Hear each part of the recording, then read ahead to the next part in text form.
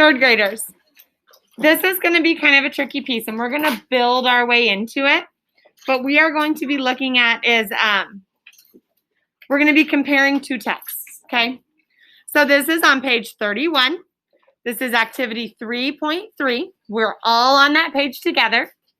We have our markers closed and grooved, or whatever you writing utensils you have. We have a yellow and an orange. The directions on this say read the short passages. So we're going to read both of them. I'll read them to you today, okay? We're going to use a yellow marker.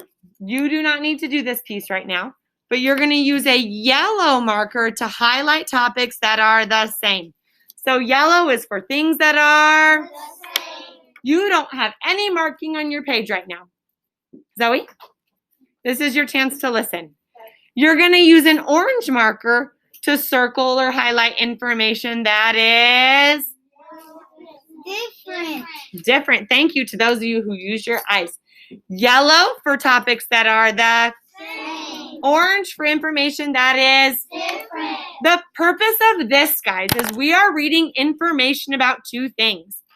We are going to be reading information where it says vertebrates or invertebrates. What was called vertebrates or invertebrates today? Kyler. The chapter in our The chapter in our reader. Chapter 3 was called vertebrates or invertebrates. What was called vertebrate animals today?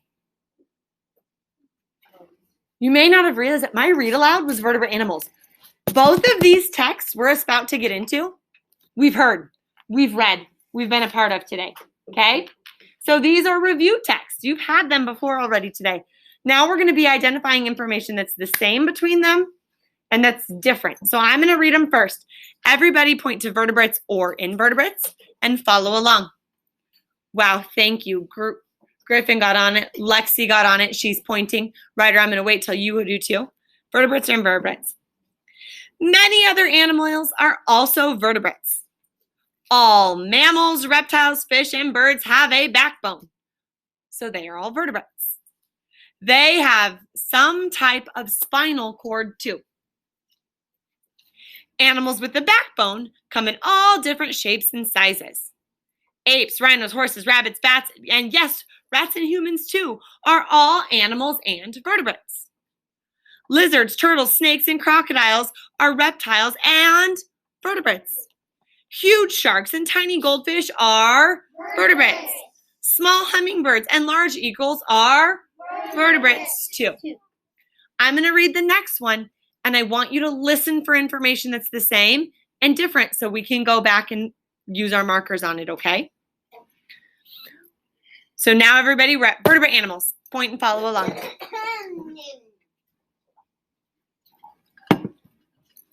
Think about your actions, my friend. For today, let's take a glimpse at the backbone of 5 animal species to which my 5 friends belong. We've seen that a hippopotamus has a backbone. Next, let's take a look at one of Ebenezer's fellow egrets. And its backbone or spinal column helps to hold its head up high and protect its spinal cord.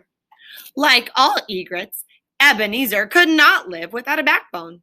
All birds have backbones or vertebrae. Snakes don't look like they have backbones, do they? Even though snakes slither or slip and slide along, they absolutely do have backbones. A snake's vertebrae, like an anaconda's, runs the length of its body and swing low to the ground as its muscles help it move along the ground or climb up trees. All reptiles have backbones, so you can't always tell from the outside whether an animal is a vertebrate or with a spine, backbone, or whether it is an invertebrate. Lexi, page 4. What is some information that you saw in both of those pieces that we can mark in yellow that they were the same? Information from these two texts that were the same. I love to see those hands up. Thank you so much. This is our second time hearing it. Alexi, you're going to have to speak so loud for me. What are some information you saw the same in both of these?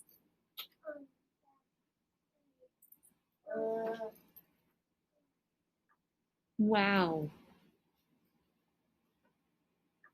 Keep going, sweetie. You're doing great.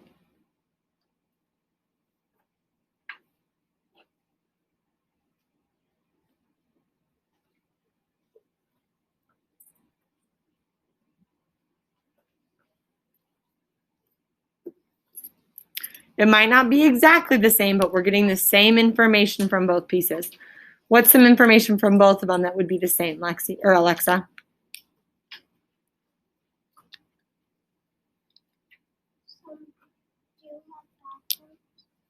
Did we learn about backbones in both of them? Yeah. We read in this one that all mammals, reptiles, fish, and birds have backbones. Did we learn about those same things over here? Yeah. Fabulous. So we're looking at, let's take a look at the backbones of 5 animal species. So we're talking about a hippopotamus has a backbone, right? Was that a mammal, a reptile, a fish, or a bird? Yeah. Yep, so we know that a hippopotamus has a backbone. Even though it's not the exact same words, is that the same information?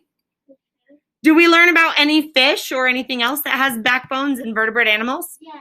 Who else do we learn about having backbones? Haley. We also learned about how hens or something. That what? Well, who else has backbones? We learned about hippopotamus has a backbone. Who else? The egrets have backbones, right? So the egret has its backbone or a spinal column. That goes right over here with birds having backbones, right? We found both that information, both of them. What else do we learn in both of these texts? Any other animals do we learn about backbones? Yep. The snakes. Do we learn about snakes, right? Does that go over with reptiles, fish, birds, mammals? Yeah. Definitely. So we learned snakes have backbones. Absolutely, they have backbones. Snakes. I'm just kind of doing little pieces of it. If you're following along, yours could look like mine. You have the same things marked up. Both of these are letting us know animals that have backbones, don't they? Is there anything we learned different in these texts? Chloe, what did we learn that's different in these texts?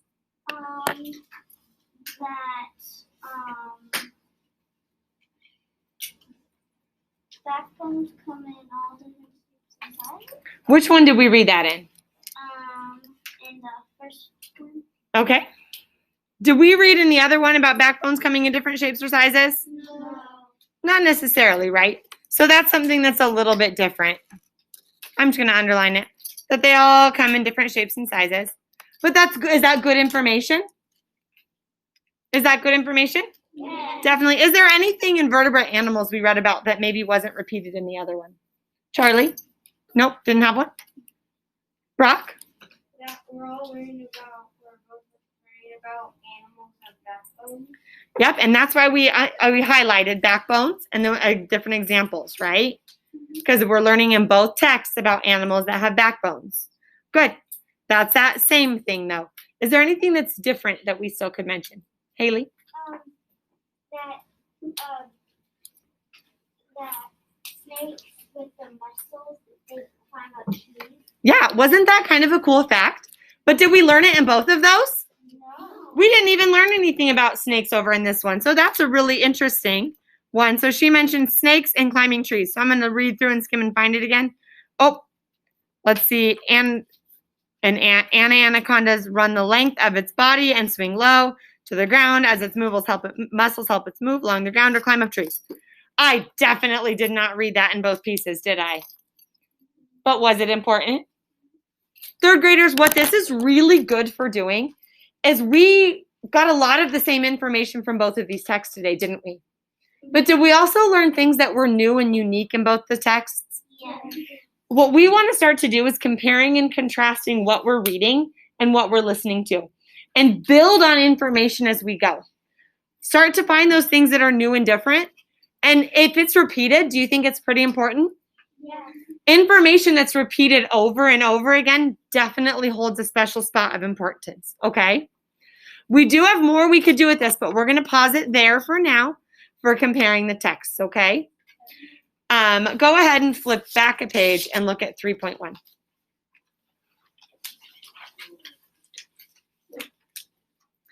This goes with your reader from today, okay?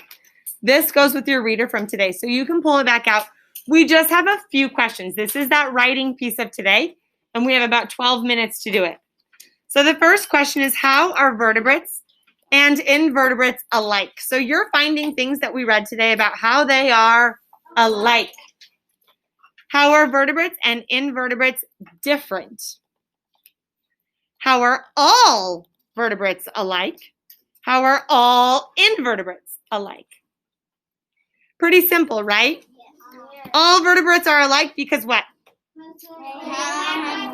Fabulous. Are you just going to put the word backbone? No. When you go to answer a question like this, I want to complete sentences. So you would say vertebrates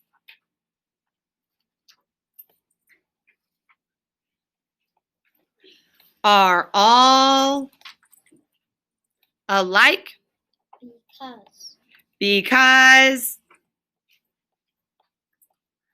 they have blank. You can fill in that blank, can't they? Can't you?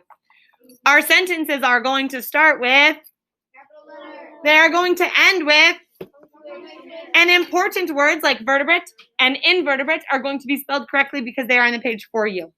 Okay? I expect you to be able to finish all 4 of these questions and fill out this next page on your own. The next page says, fill in the chart with the following keywords: vertebrates, invertebrates, living things, animals. This is that flow chart we've been working on, right? So where would living things go? Where would animals go? Where would vertebrates and invertebrates go if we were filling this out?